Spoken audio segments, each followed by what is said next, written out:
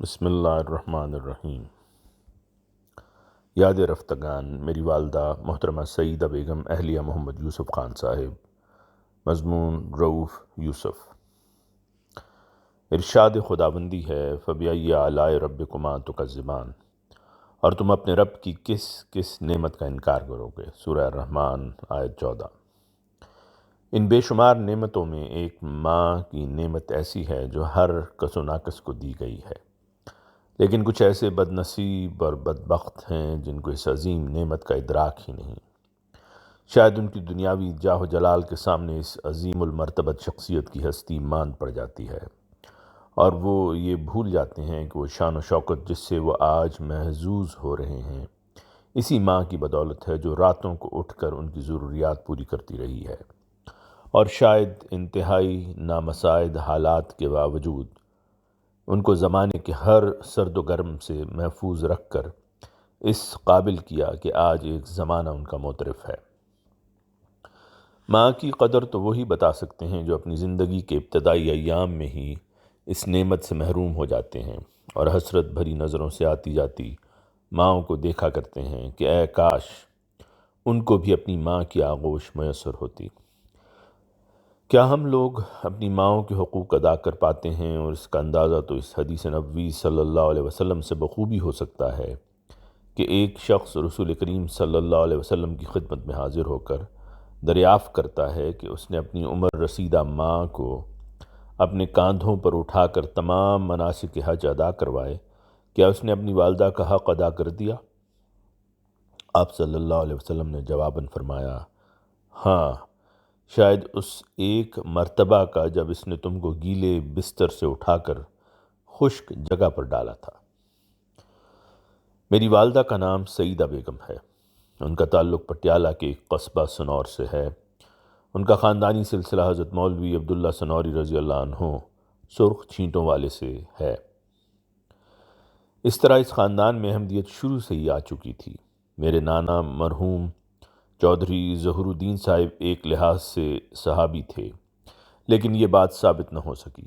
میرے نانا کے کہنے کے مطابق جب حضرت مسیح موعود علیہ السلام سنور میں ایک جلسہ عام میں خطاب کرنے تشریف لائے تھے تو میرے نانا کو ان کے دیدار کی سعادت نصیب ہوئی تھی، لیکن ان کا نام جماعتی ریکارڈ میں شامل نہ ہو سکا۔ مورخ احمدیت مولانا دوست محمد صاحب سے مل کر اس کی تحقیق کی کوشش بھی کی گئی تھی۔ ممکن ہے وہ اس وقت کسی اور نام سے جانے جاتے ہوں یا پھر ان کا نام سہواً شامل نہ ہو سکا ہو۔ بہرحال باوجود ان کا نام مستند صحابہ حضرت مسیح موعود علیہ السلام کی فہرست میں شامل نہ ہو سکا۔ یہ بہت مذہبی گھرانہ تھا اور جماعت سے خاص تعلق تھا۔ قیام پاکستان سے قبل حضرت المسلم موعود رضی اللہ عنہ نے جب ہالینڈ میں مسجد کی تعمیر کا اعلان فرما کر عطیات کی ادائیگی کا دروازہ کھولا تو میری نانی مرحومہ نے نہ صرف وعدہ کیا بلکہ فوری طور پر ادائیگی بھی کر دی۔ میری نانی کی تربیت یافتہ میری والدہ بھی شروع ہی سے صوم و صلات کی پابند اور تہجد گزار تھیں۔ ہم نے ہمیشہ ان کو باقاعدگی سے قرآن کریم کی تلاوت کرتے ہوئے پایا۔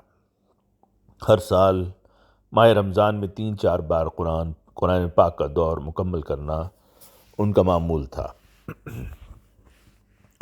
چند مخصوص صورتوں کی روزانہ تلاوت کیا کرتی تھیں، اور جب ان کی دنیاوی مصروفیات نسبتاً کم ہو گئیں تو کئی گھنٹے تلاوت قرآن میں صرف کرتیں۔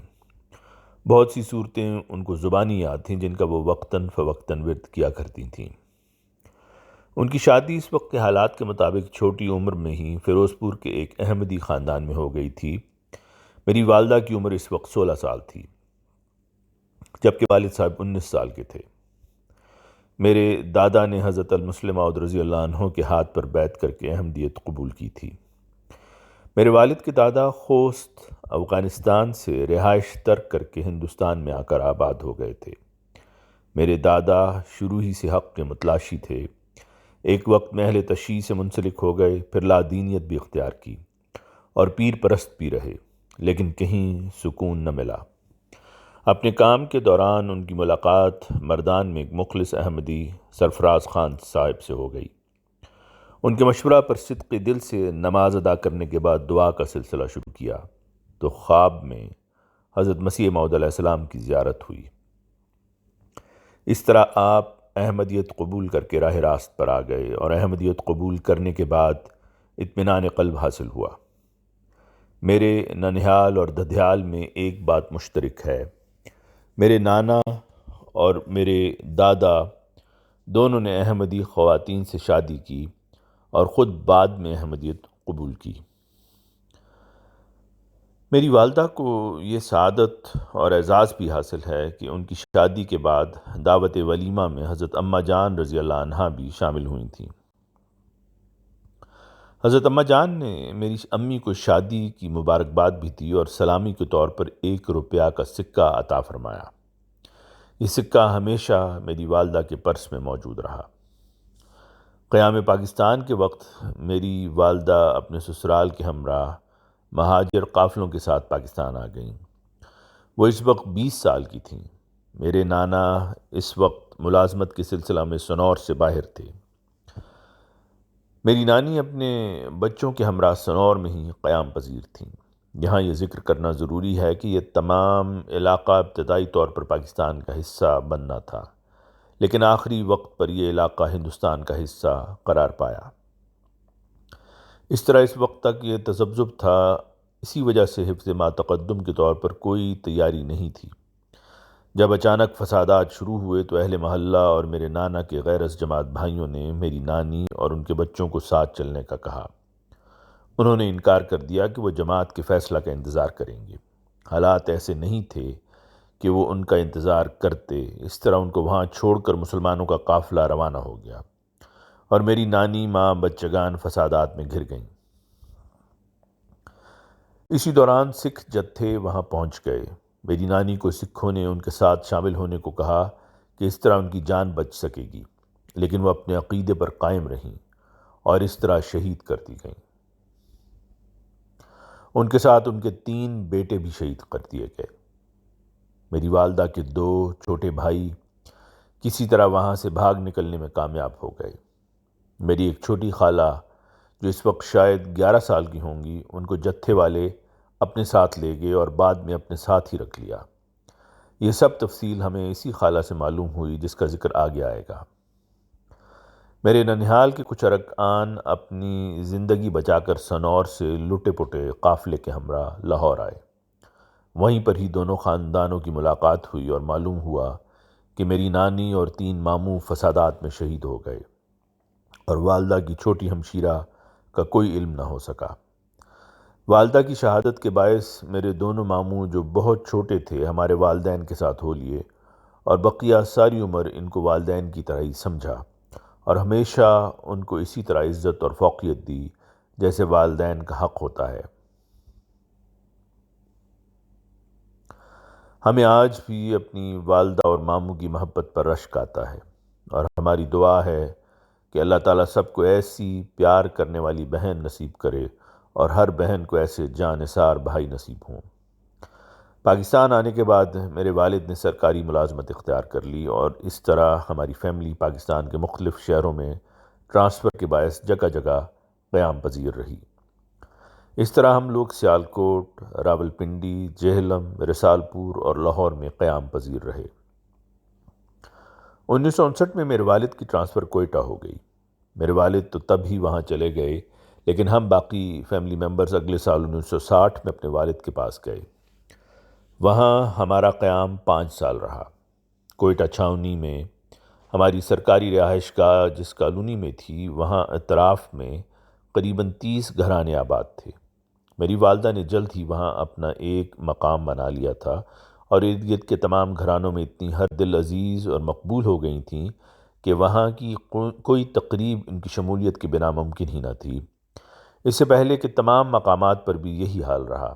ہم جہاں جہاں بھی رہے، میری والدہ اس علاقے کی ہر دل عزیز خاتون رہیں۔ آج بھی اگر پرانے لوگوں سے ملاقات ہو جائے تو وہ سب میری والدہ کا ذکر بہت ہی اچھے پیرائے میں کرتے ہیں اور ان کی خداداد خوبیوں کے معترف ہیں۔ ہر جگہ پر انہوں نے اپنا ایک مخصوص مقام بنایا اور قرب و جوار کے تمام افراد کو اپنا گرویدہ بنا لیا۔ ہم 5 بہن بھائی ہیں اور ہم سب نے ہی قرآن کریم ناظرہ اسکول داخل ہونے سے قبل ہی مکمل کر لیا تھا۔ اس کا سہرا ہماری والدہ کو ہی جاتا ہے۔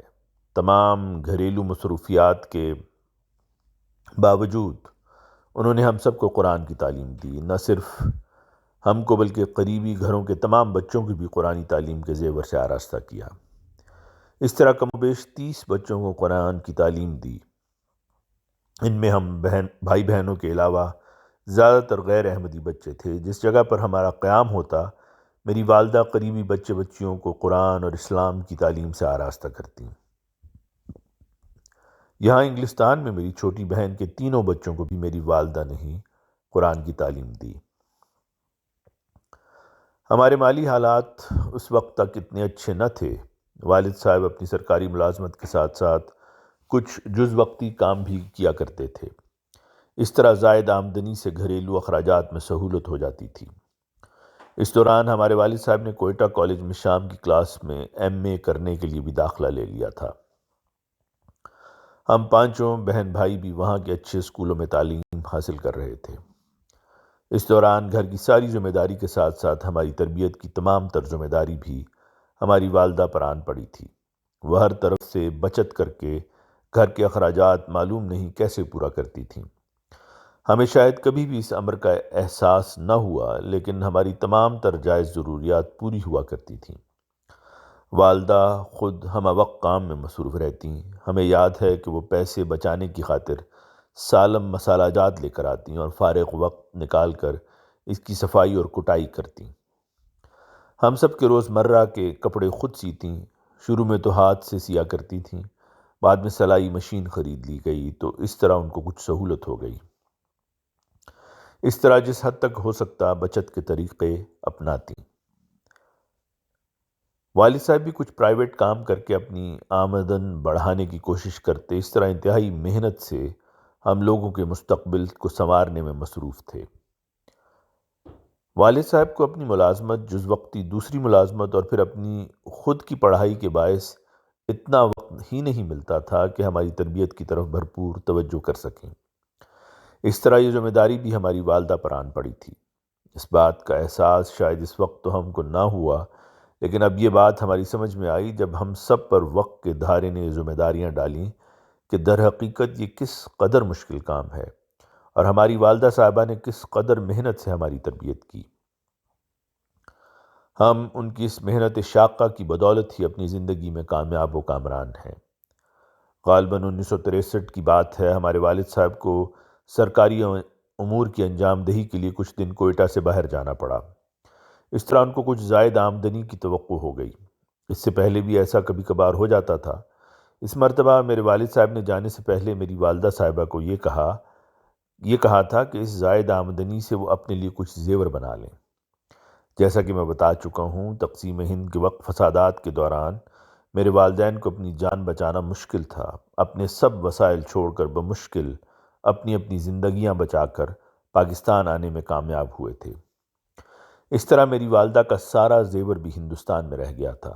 تقسیم ہند کے بعد سے ہی والد صاحب کو اس کا بہت قلق تھا، لیکن خواہش کے باوجود وہ ایسا نہ کر سکے۔ کئی سالوں کے بعد پہلی دفعہ یہ موقع تھا کہ والدہ صاحبہ کے لیے کچھ گہنوں کا انتظام ہو سکے۔ انہی دنوں حضرت المسلم موعود رضی اللہ عنہ نے ڈنمارک میں جماعت احمدیہ کے لیے تعمیر مسجد کا اعلان کر دیا اور خصوصی طور پر اس کی تعمیر کی ذمہ داری لجنہ معلّہ پر ڈالی۔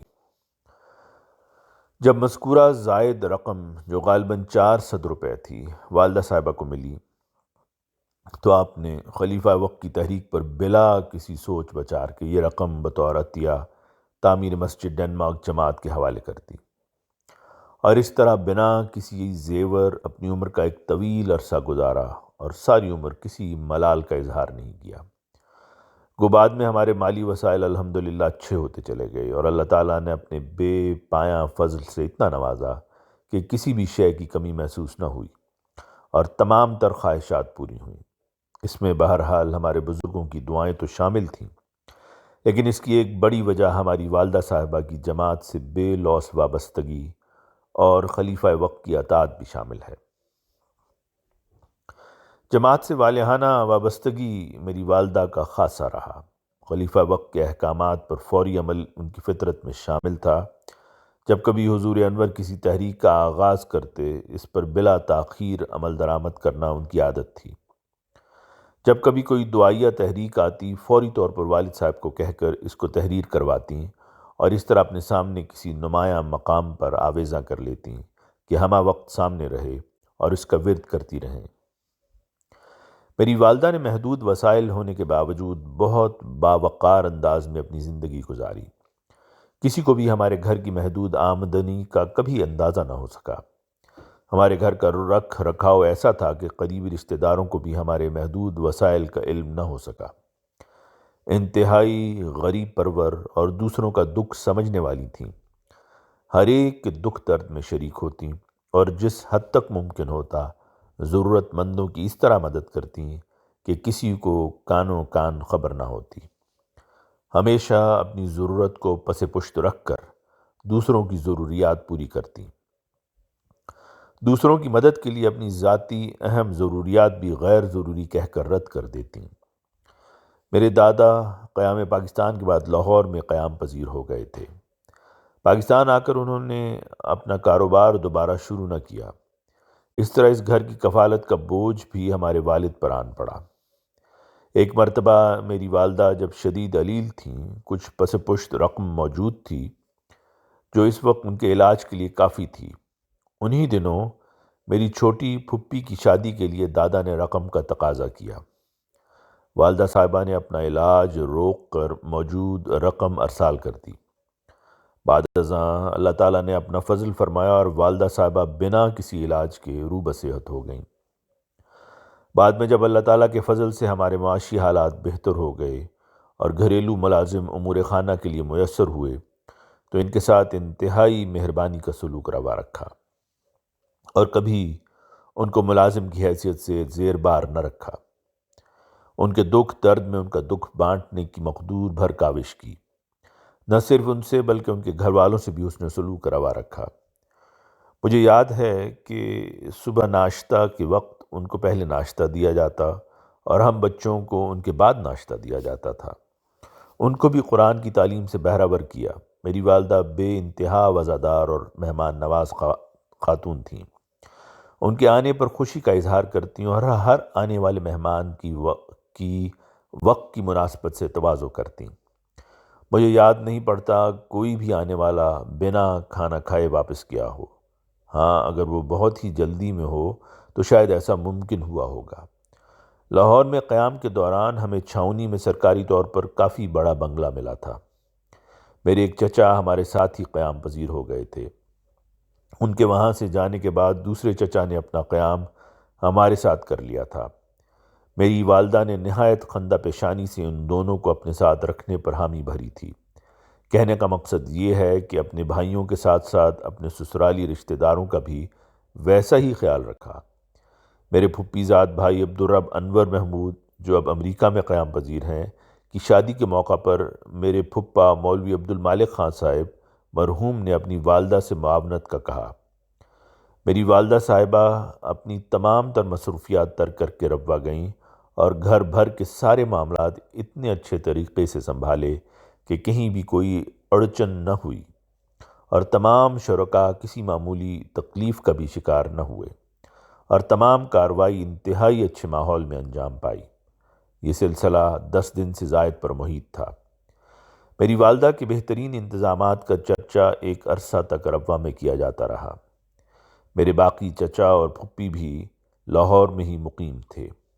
اس طرح کم و بیش ہفتہ میں کم از کم ایک دفعہ ہمارے گھر پر سب کا اجتماع ہوا کرتا تھا اور ہر مرتبہ بہت کھلے دل سے سب کی تواضع کا اہتمام کرتی تھیں۔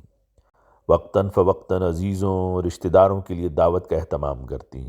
انواع و اقسام کے کھانے بنانے میں مہارت تھی اور بڑی چابک دستی سے یہ سب انتظام کر لیا کرتی تھیں۔ جماعتی امور میں بھی ہمیشہ پیش رہیں۔ اسلام آباد کی جماعت میں بہت مقبول رہیں۔ کافی عرصہ اسلام آباد میں بطور سیکریٹری ضیافت لجنہ اسلام آباد خدمات انجام دیں۔ جب کبھی لجنہ اسلام آباد کی فنڈ ریزنگ تقریب ہوتی، خصوصی طور پر میری والدہ حلیم، کشمیری چائے اور پان کا سٹال لگا کر اپنا حصہ پورا کرتیں۔ اس کام میں میری اہلیہ زبیلہ ہما بھی پورے طور پر ان کی اعانت کرتیں اور میری بچیاں سب ممبران سے پیسوں کی وصولی کر کے اپنا حصہ اس کار خیر میں ڈالتیں۔ اسلام آباد میں ہماری سرکاری رہائش گاہ بیت الفضل حضرت خلیفۃ المسیح الثالث رحمہ اللہ کی ذاتی رہائش گاہ جو بعد ازاں جماعت کے حوالے کر دی گئی تھی کہ بہت قریب تھی۔ جب کبھی خلیفۃ المسیح وہاں تشریف لاتے، جماعتی مہمانان شب باشی کے لیے ہمارے ہاں تشریف لے آتے۔ میری والدہ ان کی خاطر مدارات بجا لاتی اور اس میں بہت خوشی محسوس کرتی۔ اکثر اوقات حضور انور کے لیے کھانا بھی ہمارے ہاں سے پک کر جاتا۔ حضرت خلیفۃ المسیح اور رابع رحمہ اللہ نے کئی دفعہ میری والدہ کے پکائے ہوئے کھانے کی بہت تعریف کی، بلکہ ایک دفعہ جب حضور اقدس آلٹن میں اپنے اہل خانہ کے ہمراہ گھر تشریف لائے تو سب مہمانان بشمول ممبران قافلہ کے لیے بڑی بشاشت سے نہایت عمدہ کھانا تیار کیا، جس کو حضور انور اور تمام ممبران قافلہ نے بسط شوق تناول کیا۔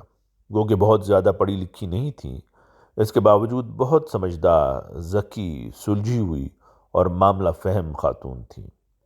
اس کا اظہار حضرت خلیفۃ المسیح اور رابع رحمہ اللہ نے اسلام آباد میں بیت الفضل میں ایک ملاقات کے دوران فرمایا آپ پنجاب کی نہیں بلکہ اہل زبان لگتی ہیں۔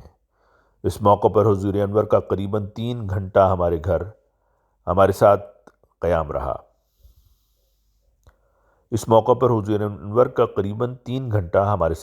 رہا۔ خلیفہ وقت کے ہر حکم پر عمل کرنا اپنی ذمہ داری سمجھتی تھیں۔ جماعت کے ساتھ ہمیشہ اخلاص کا تعلق رکھا اور اپنی حد تک ہر ممکن کوشش کی کہ وفا کا یہ تعلق مضبوط تر ہو سکے۔ میری بڑی ہمشیرہ نے جب 1967 میں لاہور میں قیام کے دوران B.Ed مکمل کیا، انہی دنوں زیر تعمیر مسجد دارالذکر لاہور میں نصرت گرلز اسکول کا قیام عمل میں آیا اور لاہور کی جماعت تدریسی عملہ کی متلاشی تھی۔ جب میری والدہ صاحبہ کو اس کا علم ہوا تو والد صاحب کو اس بات پر راضی کیا کہ میری ہمشیرہ شمیم بشرا کی خدمات پیش کی جائیں۔ اس طرح میری ہمشیرہ ابتداء میں ہی جماعت کے اسکول سے وابستہ ہو گئیں اور کچھ عرصہ اس اسکول میں تدریسی خدمات انجام دیتی رہیں۔ میری والدہ صاحبہ کو 2 مرتبہ مسجد فضل لندن میں اعتکاف کی سعادت ملی اور اس پر وہ اللہ تعالیٰ کی بہت شکر گزار تھیں۔ تیسری مرتبہ بھی یہ کار خیر انجام دینا چاہتی تھیں، لیکن جماعتی پالیسی کے باعث اجازت نہ ملی۔ ان کو لندن سے پاکستان واپسی پر 1982 میں عمرہ کی سعادت بھی نصیب ہوئی۔ اس طرح مسجد نبوی صلی اللہ علیہ وسلم میں 40 نمازیں تواتر سے ادا کر کے اپنے ایمان کو تقویت دی، اور اس دوران جب بھی موقع ملا وہاں پر مختلف زیارات پر حاضری دی اور نوافل ادا کیے۔ اپنی زندگی کا ایک لمبا عرصہ اپنی گمشدہ بہن کی یاد میں گزارا۔ میرے والد صاحب بھی اپنی بیگم کے اس دکھ کو سمجھتے تھے۔ وہ خصوصی طور پر اس سلسلہ میں اپنی شبینہ دعاؤں میں اللہ تعالیٰ کے حضور گڑ گڑا کر دعائیں کرتے رہے۔ اللہ تعالیٰ نے آخر کار اپنے بے بس اور مجبور بندے کی سن لی۔ اس طرح میری چھوٹی بہن ڈاکٹر فریدہ نے، جو گلفورڈ سرے انگلستان میں مقیم ہے، اپنے ساتھی ڈاکٹروں کے توسط سے آخر کار ہماری گمشدہ خالہ کا کوئی 50 سال کے بعد پتہ چلا لیا اور کافی کوشش کے بعد والدہ کے ہمراہ عازم ہندوستان ہوئیں اور دونوں بہنوں کو ایک مدت کے بعد ملا دیا۔ اس طرح 2-3 بار یہ ملاقات ہوئی۔ ایک دفعہ تو وہ جلسہ سالانہ قادیان بھی ملاقات کی غرض سے آئیں۔ یہ سب میری بہنوں کی کاوشوں اور اس کے رفقائے کار ڈاکٹروں کی مدد سے ممکن ہوا۔ اللہ تعالیٰ ان سب کو جزائے خیر عطا کرے۔ اس میں بہرحال میرے والد مرحوم کی دعائیں اور اللہ تعالیٰ کا فضل و کرم شامل ہے۔ بہت ہی صابرہ و شاکرہ خاتون تھی۔ ہم نے ان کو کبھی مالی معاملات پر پریشان نہیں دیکھا۔ گو مختلف معاملات میں کبھی کبھار حالات کے باعث وقتی پریشانیاں لاحق ہوتیں، لیکن خندہ پیشانی سے ان کا مقابلہ کرتیں۔ ان وقتی پریشانیوں کو خود پر وارد نہیں ہونے دیا اور جس حد تک ممکن ہوا ان کا تدارک کیا۔ ان حالات میں بھی اپنی مصروفیات کو کبھی پس پشت نہ ڈالا۔ بیماری اور خرابی صحت کے باوجود اپنی گھریلو ذمہ داریوں کو بطریق احسن نبھاتی رہیں۔ معمولات زندگی میں ان کو کبھی حائل نہ ہونے دیا۔ جیسا کہ اوپر بیان ہوا ہے، واجبی تعلیم یافتہ تھیں، لیکن علم و ادب کی شیدائی تھیں۔ ہم نے ہمیشہ ان کو کتب گردانی کرتے دیکھا۔ جماعتی اور ادبی کتب ہمیشہ ان کے زیر مطالعہ رہیں۔ جماعت کی بیشتر کتب انہوں نے کئی بار پڑھیں۔ اس کے علاوہ ادبی کتب اور شعری مجموعے بھی اکثر پڑھا کرتی تھیں۔ بہت سے شعر ان کو یاد تھے اور ان کا بر وقت استعمال کیا کرتی تھیں۔ والد صاحب کی وفات تک ان کے تمام کام خود کیا کرتی تھیں، ان کے تمام امور کو دیکھا کرتی تھیں۔ والد صاحب اپنی زندگی کے آخری چند سال علیل رہے اور اس طرح ان کو سنبھالنا قدر مشکل ہو گیا تھا اور مصروفیت بھی کافی بڑھ گئی تھی۔ طویل العمری کے باعث والدہ صاحبہ بھی بڑی حد تک جسمانی طور پر اتنا مضبوط نہیں تھیں۔ اس کے باوجود ان کی مکمل نگہداشت خود کیا کرتی تھیں۔ ان کی وفات کا صدمہ بڑی بشاشت سے جھیلا، لیکن ان کی وفات کے بعد ایسا محسوس ہوا کہ اب ان کی اپنی زندگی کا کوئی مصرف نہیں رہا۔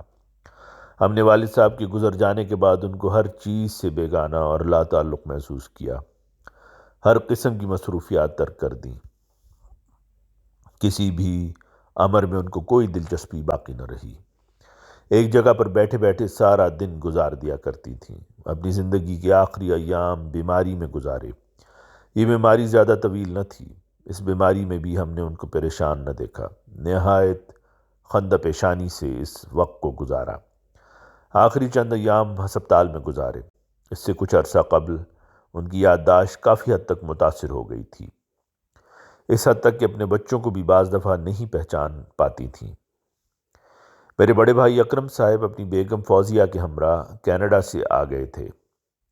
والدہ صاحبہ نے اپنی وفات سے 2 دن قبل ایک خواب دیکھا کہ ایک میدان میں بہت سے لوگ اکٹھے ہوئے ہیں اور ہمارے پیارے امام حضرت اقدس سید اللہ تعالیٰ بن نصر العزیز بھی موجود ہیں اور کسی زمین کی خریداری کی بات چل رہی ہے۔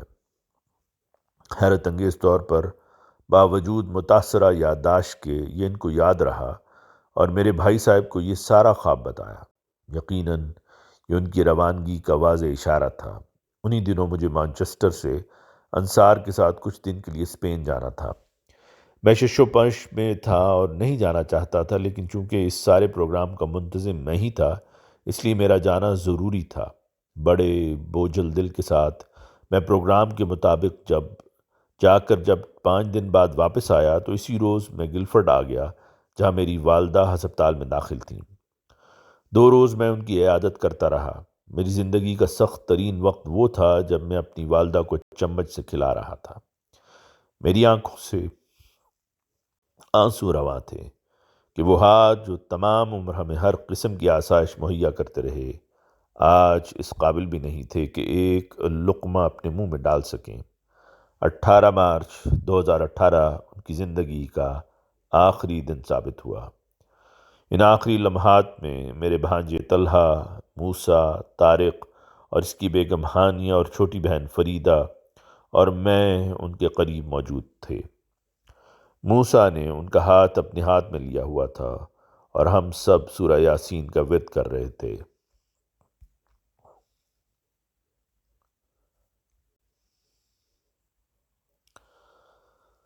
کہ اچانک موسیٰ نے طارق کو ڈاکٹر کو بلانے کا کہا، جو اسی ہسپتال میں بطور ڈاکٹر تعینات تھا۔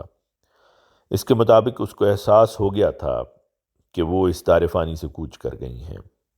فوراً ہی ڈیوٹی ڈاکٹر نے اس کی تصدیق کر دی۔ ان کا چہرہ نہایت پرسکون تھا اور کسی تشنج یا تکلیف کی کوئی کیفیت نہ تھی۔ دیکھنے سے احساس ہی نہیں ہو سکتا تھا کہ وہ اب اس دنیا میں نہیں رہیں اور بظاہر پرسکون انداز میں سو رہی تھیں۔ کسی بھی طور پر یہ محسوس ہی نہیں ہوتا تھا کہ سانس کی ڈور ٹوٹ چکی ہے اور وہ ہم سب کو چھوڑ کر اپنے خالق حقیقی کے پاس جا چکی ہیں۔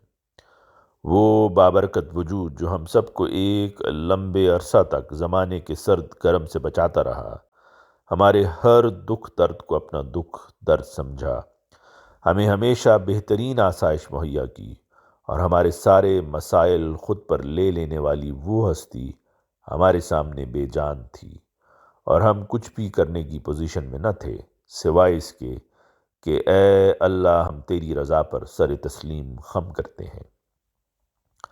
حضرت اقدس خلیفۃ المسیح الخامس سید اللہ تعالیٰ بن نصر العزیز نے میری والدہ کی نماز جنازہ پڑھائی۔ اس طرح ان کا دیکھا ہوا آخری خواب پائے تکمیل تک پہنچا۔ اللہ تعالیٰ ان کو اپنے قرب میں جگہ دے اور ہم سب کو ان کے زرعی اقوال اور اقدام پر کاربند رہنے کی توفیق عطا فرمائے۔ بلانے والا ہے سب سے پیارا، اسی پہ اے دل تو جاں فدا کر۔ آواز مرزا عمران احسن۔